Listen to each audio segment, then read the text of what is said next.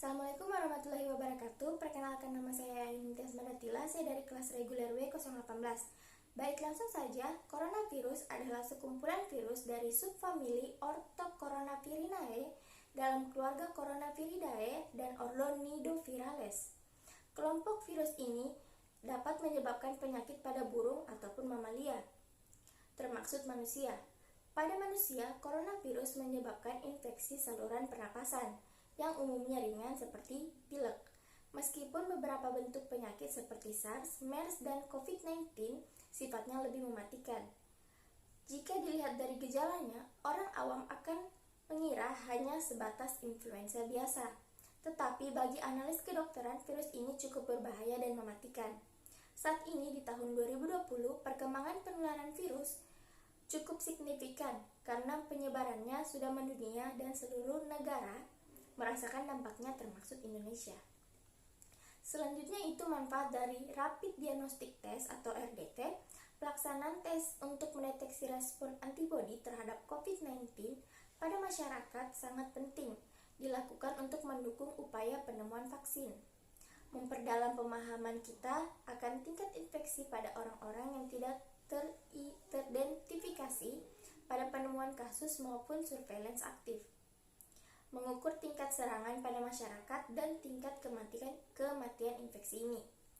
WHO tidak merekomendasikan penggunaan tes diagnostik cepat berbasis deteksi antibodi untuk perawatan pasien, tetapi mendorong dilanjutkannya upaya menetapkan kegunaannya dalam surveillance penyakit dan penelitian epidemiologi, serta bermanfaat untuk mendiagnosis seorang yang terjangkit COVID-19 untuk segera ditindaklanjuti sehingga dapat mengurangi jumlah kasus COVID-19 dengan penanganan segera.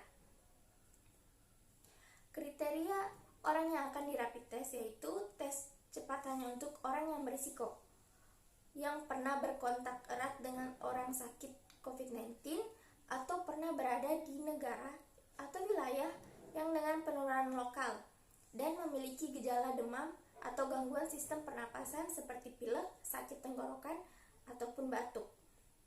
Yang mengikuti tes ada 3 kategori. Yang pertama itu OTG, orang tanpa gejala, adalah mereka yang tidak menunjukkan gejala tetapi pernah melakukan kontak erat dengan positif COVID-19. Yang kedua itu ODP, orang dalam pengawasan, adalah mereka yang demam lebih dari 30 derajat Celcius, riwayat demam atau pilek atau sakit tenggorokan maupun batuk. Dan yang ketiga itu PDP, pasien dengan pengawasan, adalah orang dengan infeksi saluran pernapasan akut, yaitu demam yang melebihi 30 derajat Celcius atau riwayat demam disertai dengan salah satu gejala sakit pernapasan seperti batuk, sakit pilek, sakit tenggorokan, dan pilek. Dan dalam 14 hari terakhir sebelum timbul gejala pernah berada di negara atau wilayah dengan penularan lokal. Selanjutnya, alat dan bahan dalam pemeriksaan RDT ini adalah itu bagian alat. Yang pertama, strip test COVID-19, yang kedua loop, yang ketiga pipet kapiler, yang keempat handscoon, yang kelima lancet. Dan untuk bahan yaitu darah dan kapas alkohol. Dalam pemeriksaan ini, seorang pemeriksa harus menggunakan APD seperti sarung tangan, masker, baju khusus, pelindung mata, maupun penutup kepala. Pelaksanaan pemeriksaan COVID-19 ini, prosedur pemeriksaan dimulai dengan mengambil sampel darah dari ujung jari yang kemudian diteteskan ke alat rapid test. Selanjutnya, cairan untuk menandai antibodi akan diteteskan di tempat yang sama.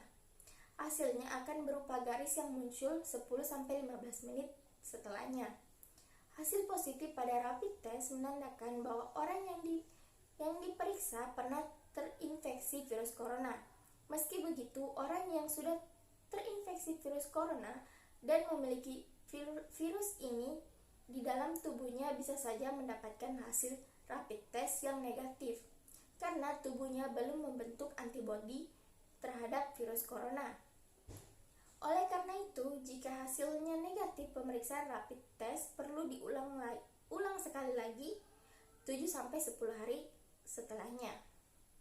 Juga tetap disarankan untuk melakukan isolasi mandiri selama 14 hari, walaupun tidak mengalami gejala sama sekali dan merasa sehat. Analisa hasil pemeriksaan RDT ini itu salah satu jenis dengan mendeteksi adanya protein virus atau antigen COVID-19 pada sampel dari saluran pernapasan seseorang. Jika konsentrasi antigen sasaran pada sampel cukup, antigen tersebut akan mengikat antibodi tertentu yang terdapat pada strip kertas terbungkus plastik dan akan menghasilkan tanda visual. Biasanya dalam waktu 30 menit. Antigen yang terdeteksi hanya bisa diekspresikan saat virus aktif bereplikasi. Oleh karena itu, tes ini paling baik digunakan untuk mengidentifikasi infeksi pada fase akut atau tahap awal infeksi. Pada tes kit terdapat 3 keterangan yang bertuliskan C, IgG, dan IgM. Jika ada garis di C saja artinya negatif COVID-19. Munculnya garis IgG menunjukkan adanya antibodi IgG spesifik novel coronavirus. Sedangkan munculnya garis IgM menunjukkan adanya antibodi IgM spesifik novel coronavirus. Jika kedua garis IgG dan IgM muncul bersamaan dengan garis di C atau ada garis di C dan salah satu garis di antara IgG atau IgM artinya positif. Sementara jika tidak ada garis di C artinya hasilnya invalid. Baik, itulah pemaparan saya. Sekian dan terima kasih.